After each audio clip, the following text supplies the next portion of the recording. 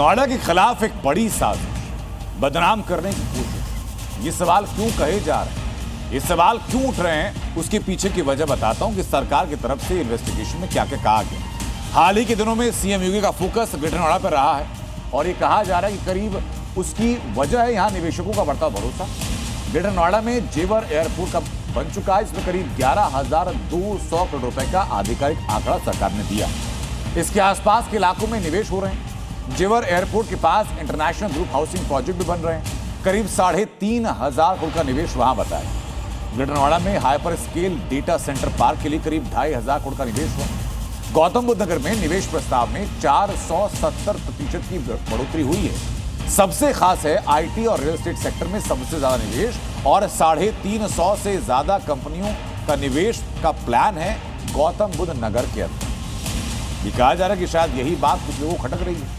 नोएडा में शायद इसलिए साजिश हो रही है। जो जांच में निकलकर सामने आया उसमें भी यही सामने आया। जांच में क्या क्या सामने आया, सर प्रशासन क्या कह रहा है, अब जरा आप वो सुनिए। प्रशासन का कहना यह है कि क्यूआर कोड के जरिए उपद्रवी को जुटाया गया, फिर संगठित तरीके से नोएडा में भीड़ बुलाई गई। प्रशासन का कहना यह है कि मजदूर और हाउसमेट को टूल किट बनाया गया और प्लानिंग के साथ आगजनी और हिंसा की गई। सीसीटीवी को तोड़ करके सबूत मिटाने की कोशिशें भी की गई, ये प्रशासन का कहना है। लेकिन प्रशासन से सवाल ये भी उठता है कि 5 दिन से जो मजदूर प्रदर्शन कर रहे थे उनके तहत क्या एलआईयू को इस बात का इनपुट नहीं था कि 82,000 मजदूर एक साथ नोएडा की सड़कों पर आ सकते हैं।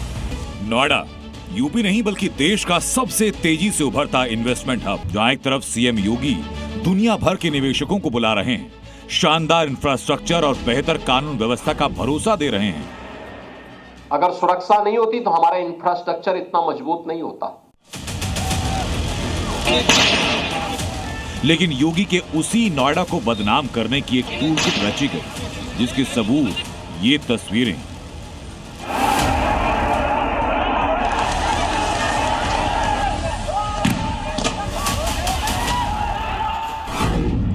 ये नोएडा में कौन करा रहा है? नोएडा के विकास पर ब्रेक लगाने की कोशिश किसकी है? और सवाल यह भी कि क्या इसके पीछे किसी बाहरी ताकत का हाथ है? ये सवाल इसीलिए क्योंकि यूपी पुलिस की जांच में सामने आया कि नोएडा में हुए हंगामे के लिए संगठित तरीके से भीड़ जुटाई गई।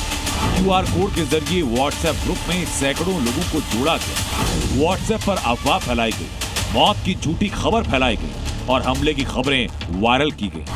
मजदूरों के गुस्से को भड़काया गया, हिंसा और हंगामा कराया गया। प्लानिंग के तहत एक साथ ग्रुप ने पहले आगजनी की, फिर दूसरी लोकेशन पर वही ग्रुप बढ़ा।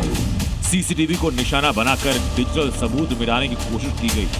बिहार, छत्तीसगढ़, तेलंगाना और आंध्र प्रदेश से इनके तार जुड़े हैं। 3-4 दिनों के अंदर ही ऐसे बहुत सारे फर्जी ट्विटर हैंडल्स या अन्य सोशल मीडिया के अकाउंट्स बनाए गए हैं, जिसके माध्यम से लगातार श्रमिकों को उकसाने, वायलेंस करने के लिए, फैक्ट्रियों में आगजनी करने के लिए, पुलिस के संग भिड़ने के लिए उकसाया जाता रहा है। इसमें कुछ ऐसे भी कल 2 अकाउंट्स पता चले थे, जिसमें से कुछ तो बॉट हैं जो जेनरिक कमेंट डाल रहे हैं। इसका मतलब यह है कि संगठित रूप से पीछे से कोई कॉल सेंटर चला के या तकनीक का यूज़ करके इस तरह के ग्रुपों को उकसाने का काम कर रहा है। नोएडा हंगामे के दौरान मजदूरों को भड़काने के लिए सोशल मीडिया पर तरह तरह के हथकंडे चलाए गए। सोशल मीडिया पर वायरल एक इंस्टाग्राम चैट में मिर्ची वाली साजिश डिकोड की गई। इंस्टाग्राम पर लिखा गया कि लाठी कुछ नहीं, मिर्ची पाउडर ले चलो, बस बात खत्म। सब भाई बहनों से अपील है कि मिर्ची पाउडर ले चलें, ज्यादा से ज्यादा संख्या में। जब तक सुनवाई नहीं होती तब तक हड़ताल चलती रहेगी भाइयों बहनों। कुछ लोग सोशल मीडिया के माध्यम से, व्हाट्सएप बॉट्स के माध्यम से, ट्विटर हैंडल्स के माध्यम से लोगों को मिसगाइड करने के, गुमराह करने की कोशिश कर रहे थे। उनको हम लोगों ने आइडेंटिफाई किया। वो सोशल मीडिया का नकारात्मक प्रयोग करना चाह रहे थे, उसको मिसयूज कर रहे थे। उनके खिलाफ भी एफआईआर दर्ज कर ली गई है।